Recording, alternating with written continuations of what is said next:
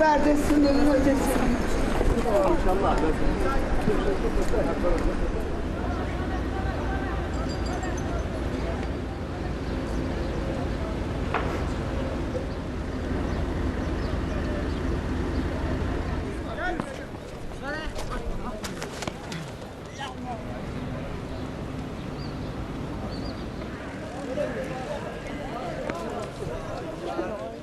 It's 17th day and we are waiting the same thing, police attacks, and we want to protect this area, and we just want to tell something to government and to all over the country, and about freedom, about the park, about the green, about the trees, and everything is the same.